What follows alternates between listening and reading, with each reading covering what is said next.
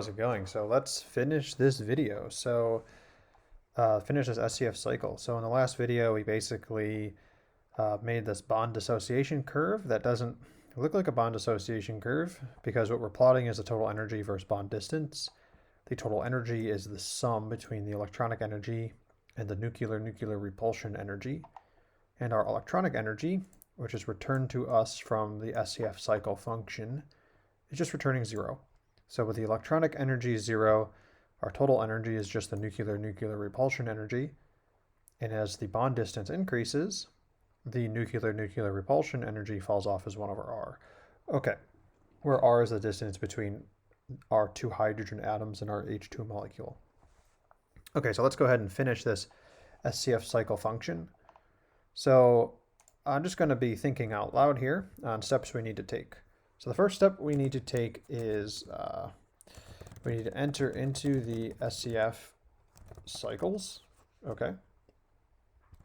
Once we're in the SCF cycles, we have to compute the 2 electron term and add it to the 1 electron terms. Okay. So, what are these 3 videos? These are videos I find really helpful.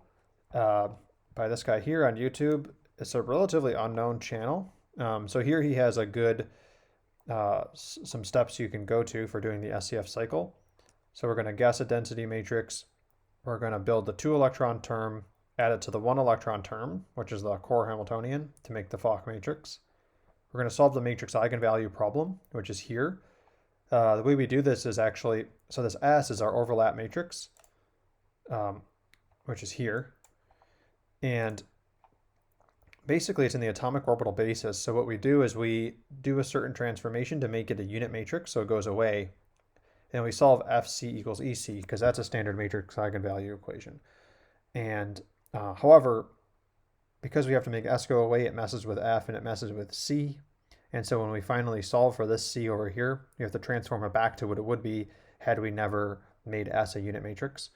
Then once we have the proper C, which are the molecular orbitals, we can form the new density matrix. So we are working in this restricted Hartree Fock formalism, which sums over the occupied orbitals. Okay, so there's this 2 term in front of the Coulomb, and the exchange has a 1 here. So if we were to basically divide by 2, okay, you could see that we would get 1 here and half here. Okay, and then note this 2 here in the core Hamiltonian term. Okay, so let's go. So anyways, yeah, I recommend you guys check out this series. He then goes into DFT as well. It's really good. I really benefited a lot from this series here. Okay, it was really good for me to go back and do this stuff. So we enter into the SCF cycle. We compute the 2 electron term. That's here. We compute G. And we're going to use the density matrix. Once we have that, we're going to form F and then make S unit, then get eigenvalues and eigenvectors, and then transform eigenvectors back. Vectors back. Okay, back to what they would be without unit S, okay? And then we need to form new density matrix using the molecular orbitals. And then we're going to, we could check for convergence using the norm of the density matrix, as they say here. Check whether the new density matrix differs from the old one. But since we want to compute the bond dissociation, we need to get the electronic energy expectation value. So we're just going to use that for our convergence. So compute electronic energy expectation value. And then finally, check convergence. Okay, so let's go ahead and do this. So we're entering into the SCF cycles. So first thing we're going to do is for SCF step in max SCF steps. Oh, we need a range here, right? Because this is a number. Okay, so compute the 2-electron term. Okay, so 2-electron term, which they call G. Let's call it G here. Okay, so G equals compute G. And G will just take the density. It'll take the density matrix and it'll take the electron-electron repulsion term. So let's go ahead and define this above. Well, let's finish the workflow. Actually, yeah, let's do this. Let's actually go do this. Def this, and what we're gonna do is just return. We're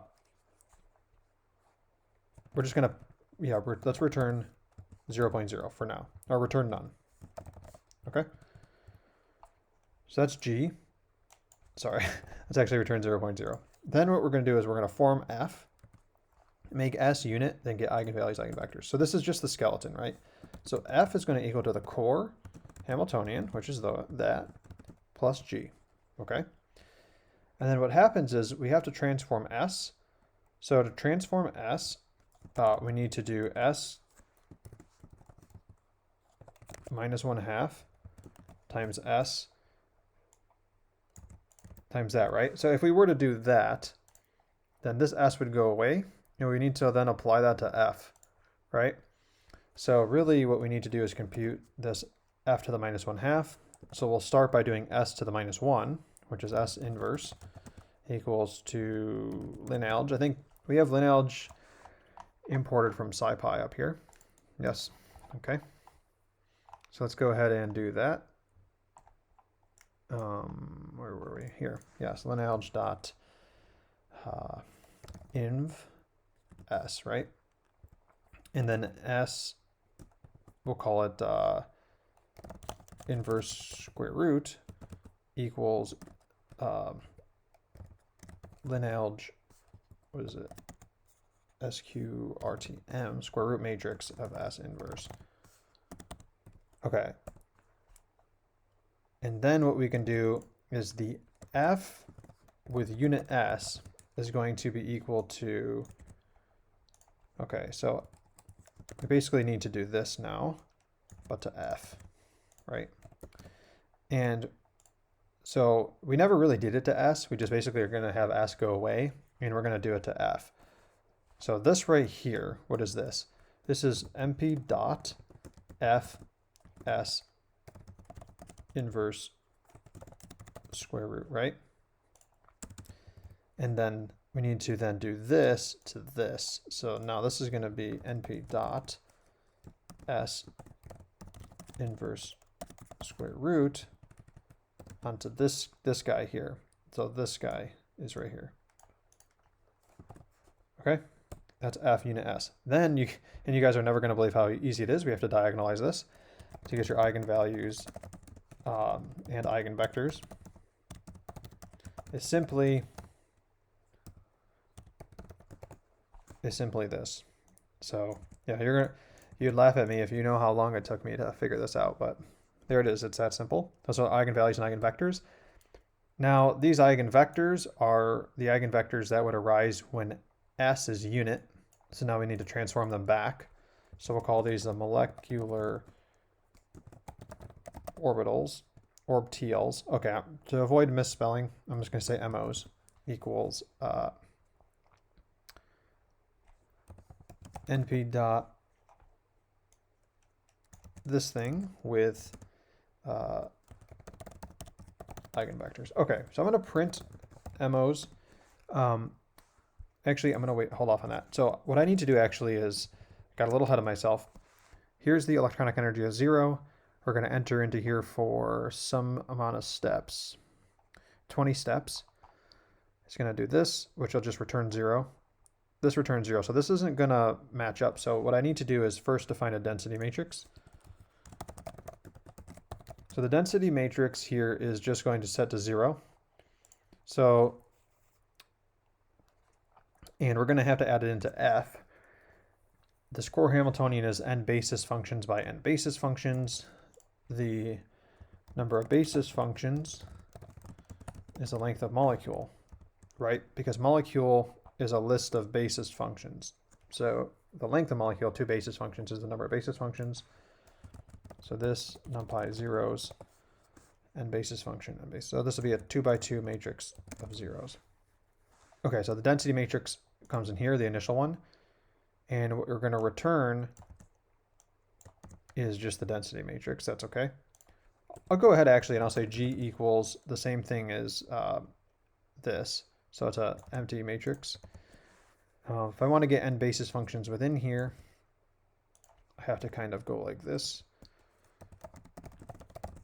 So you go to the number of rows in the density matrix. So density matrix shape 0.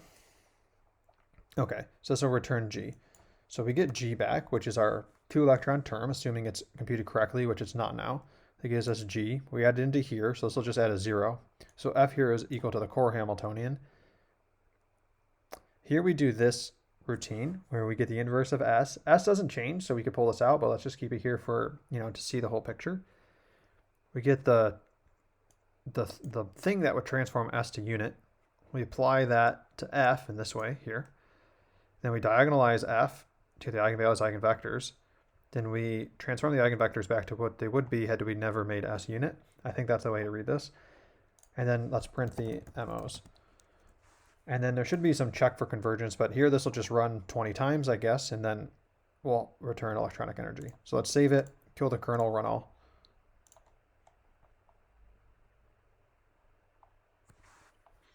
So I guess that's the MOs. If you wanted to check the norm of the wave function to see if we're doing this right, we'd actually print the eigenvectors here. Let's restart run all. Okay, yeah, so let's go like these two here, right? So take this, let's take the square root of the squared sum of squares. So I'll take this and square it. Equals about 0.5, right? We do the same thing with this one, we square it, we're gonna get about 0.5. And then take the sum, and it's almost 1, right? So these are normalized. So that's good. The norm looks like it's being preserved. I don't know. Okay, anyways. So that looks okay. Now we have the MOs, right? And we need to form the new density matrix. To do the density matrix, however, we need the occupation numbers. I think we had this in here somewhere. Number of occupied orbitals here. So let's go ahead and use this. So I'll form the new density matrix. So the density matrix.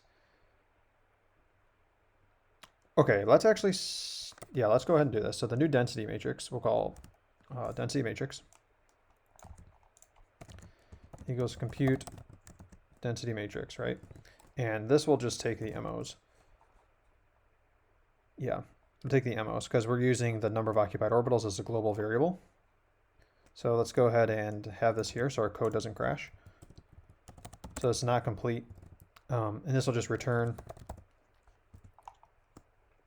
So we're going to have to do an n basis function, compute that again. This will be the number, yeah, this could be the number of rows, right? Because the rows on the molecular orbitals are the atomic orbitals, and the columns are the molecular orbitals. So these rows here, this one and this one, for example, so at each step, sort of, we printed the molecular orbitals. The rows here are the atomic orbitals. We have 2 atomic orbitals and 2 molecular orbitals, and these are the coefficients that form the molecular orbitals. So to get the atomic orbitals, we need the number of rows. Where were we? Here. And then what we're going to do basically is just recompute the density matrix by, we'll set it to 0. And then we're going to have to compute it here. And then once we do that, we're going to update it and return it. So, but for now, let's just return the empty one. So that's the density matrix. And then compute the electronic energy expectation value. So, okay, let's do this. Let's actually just make it electronic energy. When we enter into, since we're going to be computing the electronic energy here, some new one, we want to set this old equal to the updated one. So the electronic energy. So here it's equal to 0. Okay, so we wipe it clean. And then we're going to do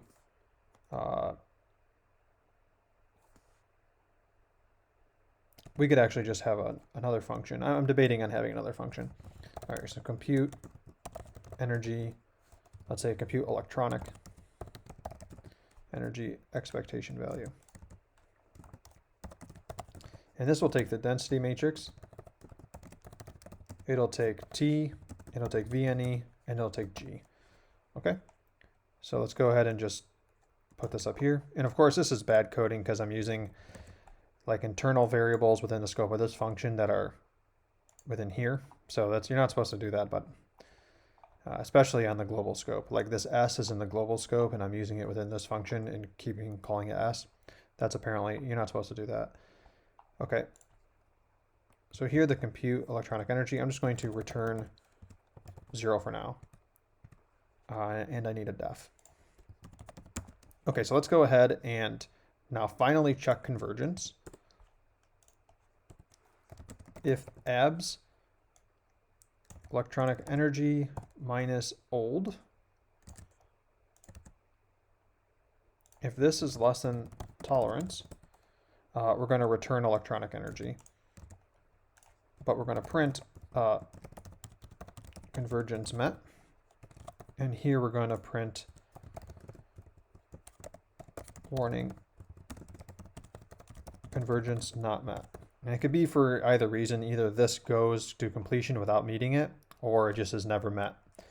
Yeah, in that case, you would be basically going beyond the max SCF steps.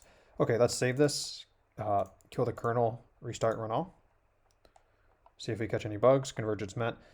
Okay, so the reason it's saying convergence is met is because the energy is just 0 and it's updating. So let's make this energy be returned 0.5.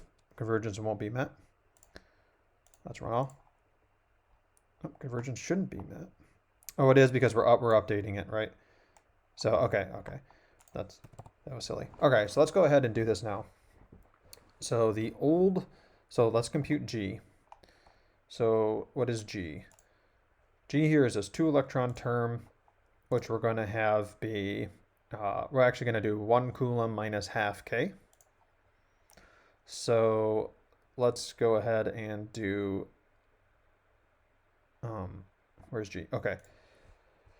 So VEE, recall VEE is, where is it? It's a n basis by n basis by n basis by, so it's a, if you had 4 basis functions, be a 4 by 4 by 4 by 4 matrix.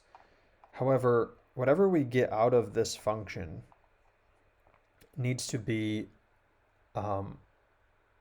G, since it's being added to the core Hamiltonian, it needs to be n basis by n basis. So let's go ahead and do, so we need 4 for loops for I in range n basis functions. Okay, so that's for I. Now we need 4 for loops.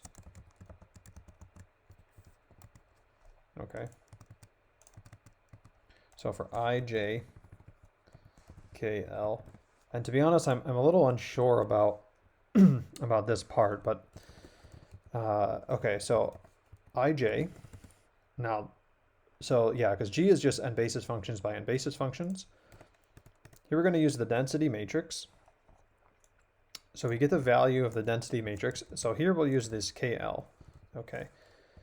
And before we do this, let's actually make this a little cleaner. Density, let's say density is just going to be that. And then J is going to be equal. So this will be what? This will be density times, right? Because that's in the numerator of those terms. And it's going to be J minus half K. So J is going to be equal to VEE, just at the standard indexing. And I'm a little unsure about this. And then K will be, I think, we have to just maybe swap J and L. But I think for our case of hydrogen, it might not matter actually, but it might matter on some heteroatoms. That's okay. So there we have Coulomb exchange, and then we have putting that density term in there. Okay. Wait, no, this is not the same density term, but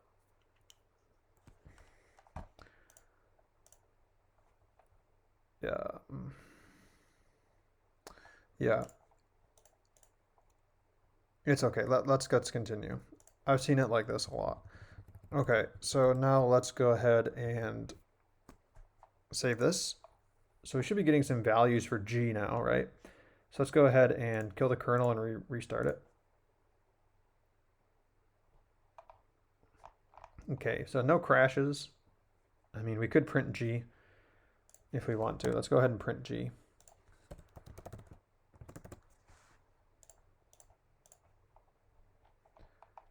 G is 0. Why is G 0? Because we're not actually computing the density matrix and updating it. Okay, so this looks good here. Let's go compute the density matrix now. So the density matrix is just this B equals C times C dagger from here. CC dagger. Except in the restricted Hartree Fock, you can go ahead and throw the occupation in there. So this, I think it's just mu. Yeah, this mu they do. Let's just put occupation. And so what we'll have to do is, where do we have this density matrix? Right here. So let's change this KL to IJ.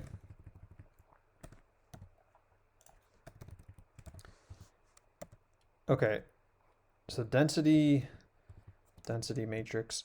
So here we have to update the element. And what we need to do is occupation equals 2.0, C equals MOs. This one is for I.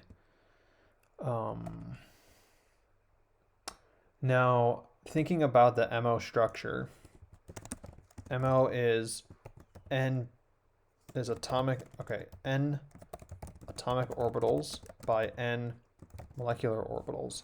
So we want to, so this row index is the atomic orbital, and then we want the molecular orbital, but we only want the occupied molecular orbital. So the column index needs to be 4. We can take occupation out of here. We don't need to set this every time.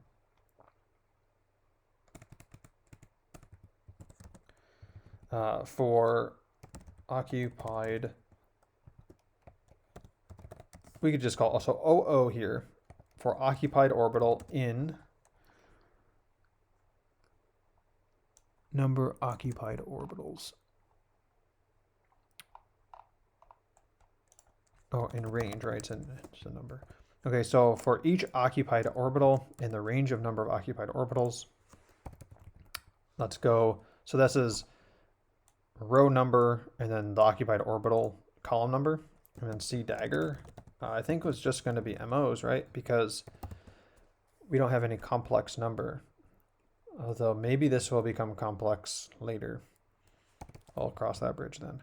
So this is density matrix is going to be occupation of the occupied orbital. And if you had smearing or something, I'm just thinking maybe this occupation would change. Or if it was spin unrestricted, this would not always be 2. And then CC dagger.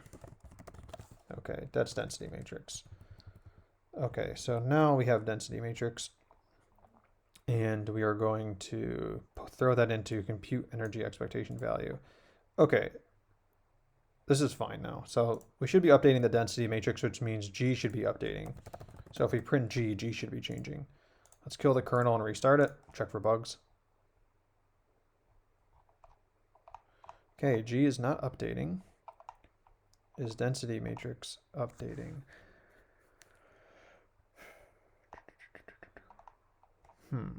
Okay, let's think about this.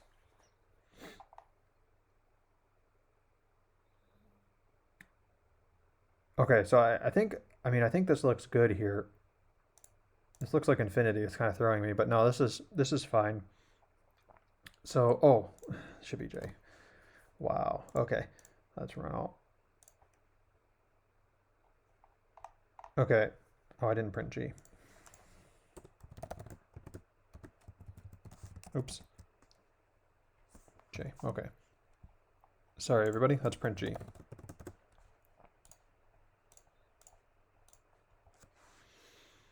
Okay, it's still 0. All right, let's forge ahead here. So the MOs, I mean, this part looks good. The electronic energy. Okay, so the electronic energy is being computed every time. So it is being updated. It's not going to be, just having the same one. So here the electronic energy. What we need to do is we're going to take a similar sum over the density matrix. So I'll just put energy. Oh, we could go ahead and say electronic energy. So electronic energy, let's go with a sum over the density matrix.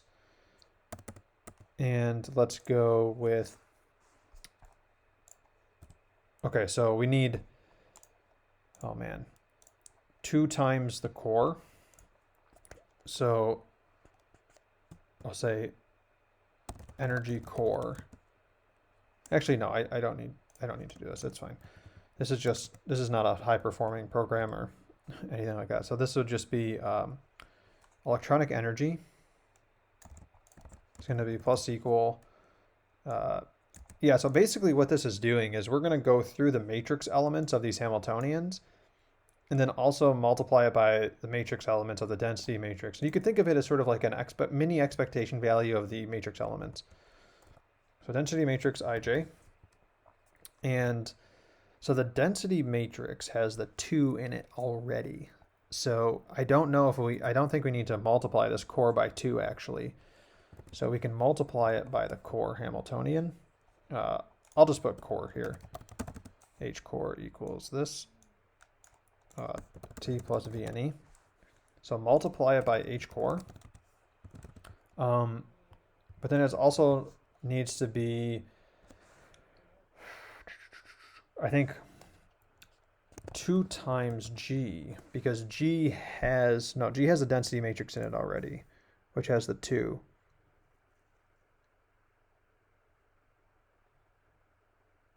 Okay, let's go with this for now, and we'll debug later. So then we'll return electronic energy.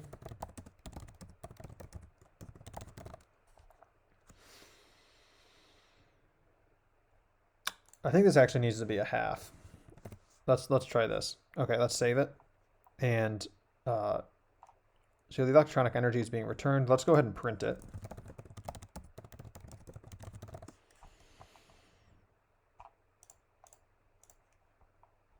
Okay, so we have some issue here. N basis function's not defined.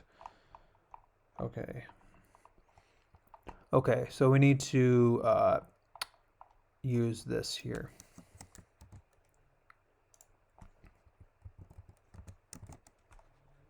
Okay, so let's run all.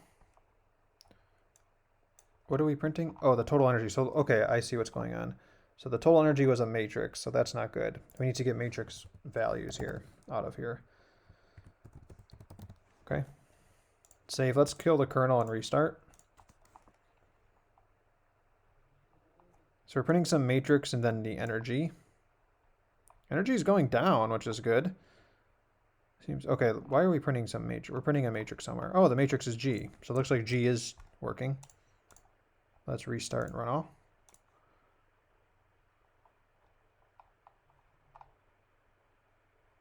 Okay, so interesting. Looks like this is our bond dissociation curve. Looks pretty good, actually. I think the bond distance is about 0.7. This is concerning, though. I wonder why it's printing out, why it's taking so long for convergence to be met. Maybe, okay, we should maybe dial this up. I think it's good, though. I think it's working. So convergence met. Yeah, should be 2 spaces between functions. Okay, save this. Let's kernel restart run all.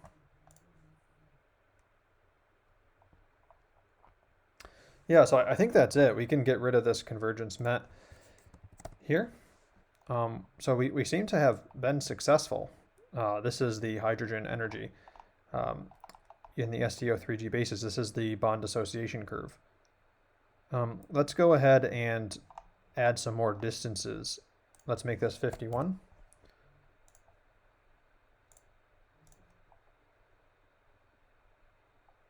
Wow, that's it. This is incredible. Let's go ahead and add a little bit, make this a 3, and let's make this a 61.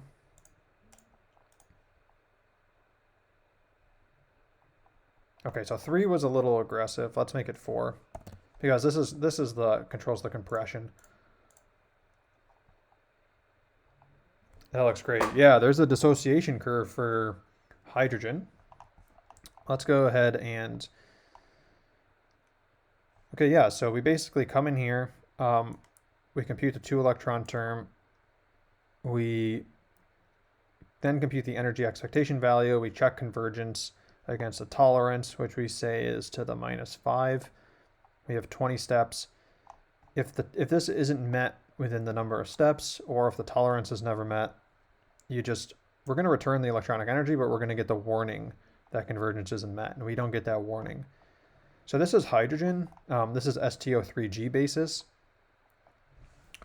What we could do is we could look at a different basis. We could look at this 631G basis. We could also look at helium and hydrogen for helium hydride molecule. I think this is good for this video. It's already a half hour. So I'll post this code on GitHub. And yeah, I think this is good. I mean, it's possible I made a mistake somewhere.